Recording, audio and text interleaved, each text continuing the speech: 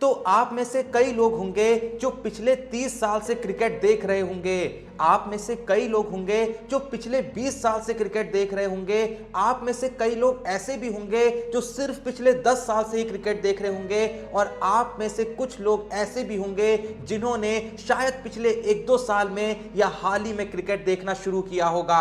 अब मुझे एग्जैक्टली तो नहीं पता कि जो भी लोग ये वीडियो देख रहे हैं उनमें से कौन कितने टाइम से क्रिकेट देख रहा है, लेकिन स्टिल मैं एक बात तो भली भांति जानता हूं कि जो भी ये वीडियो देख रहा है वो हर शख्स एक इंसान को तो जरूर जानता होगा, एक प्लेयर को तो जरूर जानता होगा जिसका नाम है जॉन्टी रूट्स। चाहते या ना चाहते हुए आपको उसके बारे में कहीं ना कहीं से कभी ना कभी पता चल ही गया होगा। और अगर आपने उसको पूरे तरीके से इग्नोर करने की कोशिश भी करी होगी तो उसका वो उड़ता हुआ रन आउट कहीं ना कहीं आपको देखने को जरूर मिला होगा। लेकिन अब सवाल खड़ा ये होता है कि मैं आज जॉन्टी रूट्स के बारे में बात क्यों कर रहा हूं? ऐसा क्या हो गया है कि अचानक से मुझे जॉन्टी रूट्स के बारे में बात करने की जरूरत पड़ी? मैं बात असल में जॉन्टी रूट्स के बारे में बहुत पहले से करना चाहता था, लेकिन मुझे लगता है कि अब वक्त आ चुका है कि उनकी कहानी का एक ऐसा चेहरा आपके सामने रखा जाए जो दुनिया ने कभी रखा ही नहीं। क्योंकि होने को तो जॉन्टी रूट्स एक साउथ अफ्रीकन प्लेयर हैं, लेकिन उसके बावजूद भी जॉन्टी रूट्स का एक इतना बेहतरीन इंडियन कनेक्शन है जिसके बारे में जैसा मैंने कहा कि कहीं ना कहीं आपको पता नहीं होगा। अब अगर 2 पल के लिए भी आप ऐसा सोच रहे हैं कि जॉन्टी रूट्स का इंडियन कनेक्शन क्या हो सकता है, तो सबसे पहले तो मैं आपको यह बता के ही चौंका देता हूं कि जॉन्टी रूट्स ने अपनी बेटी का नाम इंडिया रखा है। और उन्होंने यह नाम कोई यूं ही नहीं रख दिया है, उन्होंने अपनी बेटी का नाम इंडिया इसलिए रखा है ताकि वो अपना भारत प्रेम दिखा पाए। और यहां पे मैं आपको यह भी बताना चाहूंगा कि आज तक ऐसा कोई भी साल नहीं गया है जिस साल के कुछ दिन उन्होंने भारत में ना गुजारे हों। लेकिन अब भी आपके मन में सवाल आ सकता है कि ठीक है, उन्होंने अपनी बेटी का नाम इंडिया रख दिया, ठीक है कि वो हर साल कुछ दिन भारत में गुजारते हैं, लेकिन असल में ये जो प्रेम है इसकी शुरुआत हुई कहां से? असल में इसकी जड़ क्या है? तो अब सुनो असली कहानी। बात थी कुछ 1992-93 की, जब जॉन्टी रूट्स एक नए प्लेयर थे और सचिन भी थोड़ा बहुत क्रिकेट में स्टैब्लिश होना शुरू हो गए थे। लेकिन सचिन ने खुद को क्रिकेट में इतना तो स्थापित कर लिया था कि उनकी वर्ल्ड क्रिकेट में एक अच्छी खासी इमेज बन गई थी। तभी कहीं ना कहीं लोगों को यह लग गया था कि आने वाले टाइम में ये एक बहुत बड़ा क्रिकेटर बनेगा। चीजों को थोड़ा सा और क्लियर करने के लिए मैं ये भी बता देता हूं कि 1992 ही वो साल था जहां पे जॉन्टी रूट्स ने डेब्यू किया था। और वो डेब्यू करते वक्त ये जान चुके थे कि इस समय वर्ल्ड क्रिकेट में एक बहुत ही बड़ा नाम क्रिएट हो रहा है जो कि है सचिन तेंदुलकर। क्योंकि जैसा मैंने कहा कि जितना भी टाइम सचिन को खेले हुए हुआ था उससे उन्होंने ये तो प्रूव कर दिया था कि उनकी एक अपने आप में अलग आइडेंटिटी है। वो अगले सुनील गावस्कर नहीं, वो अगले विवियन रिचर्ड्स नहीं, बल्कि वो पहले सचिन तेंदुलकर बन रहे हैं। और जब जॉन्टी रूट्स ने डेब्यू किया था तो उनकी भी कुछ ऐसी ही इच्छा थी, उनकी भी कुछ ऐसी ही आकांक्षा थी कि वो भी अपनी एक अलग आइडेंटिटी क्रिएट कर सकें। तो ऐसे ही 1993 में इंडिया और साउथ अफ्रीका के बीच चल रहे एक मैच में जॉन्टी रूट्स को सचिन तेंदुलकर से पहली बार बात करने का मौका मिला। और तब उन्होंने उनसे एक ही सवाल किया कि मैं ऐसा क्या कर सकता हूं कि लोग मुझे एक अलग नजर से देखें, मेरी भी एक अलग आइडेंटिटी क्रिएट हो सके। तो इस सवाल के रिटर्न में सचिन ने एक बहुत ही सिंपल सा जवाब दिया कि सबसे पहले अपनी स्ट्रेंथ को पहचानो। और एक बार आपको जब यह पता चल गया कि आपकी स्ट्रेंथ क्या है, उसके बाद उस स्ट्रेंथ पे इतना काम कर दो कि वो अपने आप में आपकी एक अलग आइडेंटिटी बनाने की वजह बन जाए। अब ये तो जॉन्टी रूट्स जानते ही थे कि उनकी सबसे बड़ी स्ट्रेंथ है उनकी फील्डिंग। लेकिन 1992 और 1993 का वक्त वो था जहां पे फील्डिंग को इतनी प्राथमिकता नहीं दी जाती थी। दो ही तरीके के प्लेयर आते थे, एक होते थे बैट्समैन और दूसरे होते थे बॉलर। तीसरे नंबर पे एक विकेट कीपर को भी अपनी आइडेंटिटी जरूर मिलती थी कि कोई प्लेयर अगर अच्छा बैट्समैन भी ना हो, बॉलर भी ना हो, लेकिन वो अगर अच्छा विकेट कीपर है तो भी वो टीम में खेल जाता था। लेकिन उस वक्त तक ये तो कहा जाता था कि ये बहुत ही बेहतरीन बैट्समैन है, ये बहुत ही बेहतरीन बॉलर है, लेकिन ये कभी नहीं कहा जाता था कि ये विश्व का सबसे बेहतरीन फील्डर है। और यही टैग था जो जॉन्टी रूट्स चाहते थे। लेकिन जैसा अभी अभी मैंने आपको बताया कि 1992 वो साल था जब जॉन्टी रूट्स ने डेब्यू किया,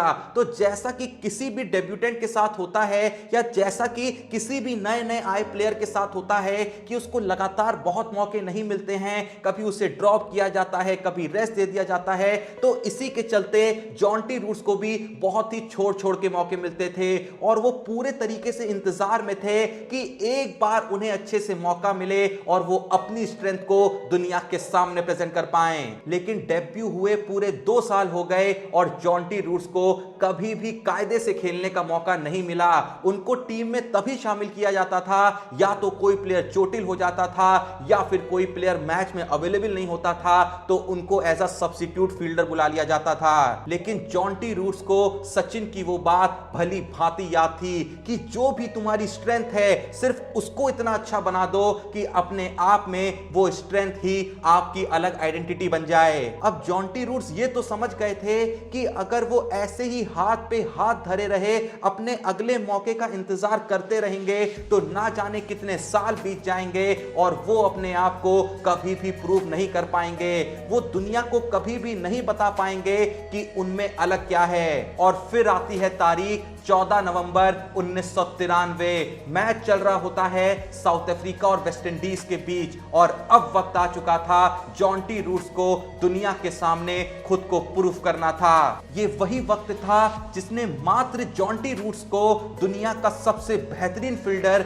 द जॉन्टी रूट्स बना दिया था। लेकिन अब एक कमाल की बात बताऊं, जिस मैच का मैं जिक्र कर रहा हूं, असल में उस मैच में जॉन्टी रूट्स खेल भी नहीं रहे थे। मैच के शुरू होने से पहले जब साउथ अफ्रीका के कैप्टन केपलर वेसल्स ने जॉन्टी रूट्स को यह बताया कि आज के मैच में तुम नहीं खेल रहे हो, तो जॉन्टी रूट्स ने बहुत ही विनती करके केपलर से यही कहा कि ठीक है, कोई दिक्कत नहीं, अगर फिर से आज का मैच में नहीं खेल रहा हूं, लेकिन आज मेरी एक बहुत ही छोटी सी रिक्वेस्ट है कि जब दूसरी टीम की बैटिंग आए तो सब्स्टिट्यूट के तौर पे मैं पहले ही ओवर से मैदान में मौजूद रहूं। अब पहले जब केपलर ने जॉन्टी की यह बात सुनी तो उन्होंने हंसी मजाक में उड़ा दी। उनको लगा कि जॉन्टी यूं ही मजाक कर रहे होंगे, लेकिन जब पहली इनिंग में साउथ अफ्रीका बैटिंग करके पवेलियन की तरफ लौटी तो वापस से जॉन्टी रूट ने कहा कि जितना जल्दी हो सके, जब भी आपको नीड हो, मुझे एज अ सब्स्टिट्यूट फील्डर आप मैदान पे बुला लीजिएगा।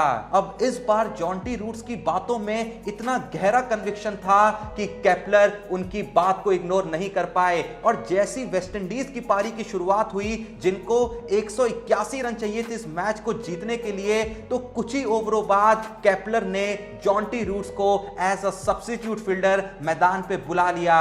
और क्या हो अगर आपसे मैं ये कहूं कि ये मैच इतिहास के पन्नों में दर्ज हो गया।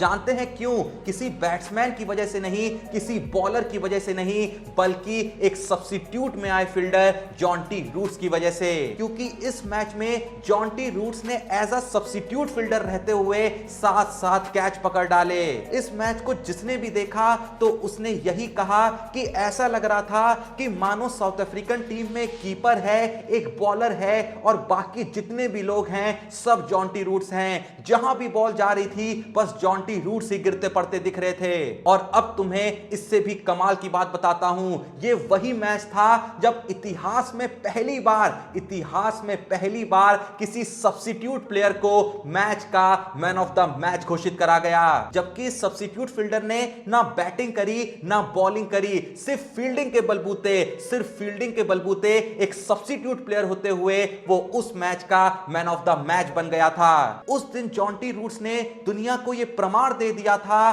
कि मैच सिर्फ बैटिंग से नहीं, मैच सिर्फ बॉलिंग से नहीं, बल्कि फील्डिंग से भी जीते जा सकते हैं। आप आने वाले मैच में मुझको बैटिंग या बॉलिंग के लिए तो इग्नोर कर सकते हैं, लेकिन अब आपको एक फील्डर के लिए मुझे खिलाना ही पड़ेगा। जिस मैच को जीतने के लिए वेस्टइंडीज को मात्र 181 रन की जरूरत थी, उसी मैच में वेस्टइंडीज 139 पे ऑल आउट हो गई थी और इसकी वजह सिर्फ एक ही प्लेयर था, जॉन्टी रूट्स। और जैसा मैंने कुछ देर पहले कहा था कि ये वही मैच था जिसने मात्र प्लेयर जॉन्टी रूट्स को दुनिया का सबसे बेहतरीन फील्डर द जॉन्टी रूट्स बना दिया था। ये वही मैच था जिस दिन फाइनली जॉन्टी रूट्स ने सचिन की उस बात को लाइव एग्जीक्यूट कर दिया था। इस मैच के जस्ट खत्म होने के बाद भी जॉन्टी रूट्स ने पोस्ट मैच प्रेजेंटेशन में सचिन तेंदुलकर को एक बहुत बड़ा धन्यवाद दिया था और यही वो मैच था जिसने जॉन्टी रूट्स को इंडिया का दीवाना बना दिया था। इसके बाद भी जॉन्टी रूट्स के जीवन में ऐसे कई किस्से घटे जिससे उनका भारत प्रेम बढ़ता ही गया।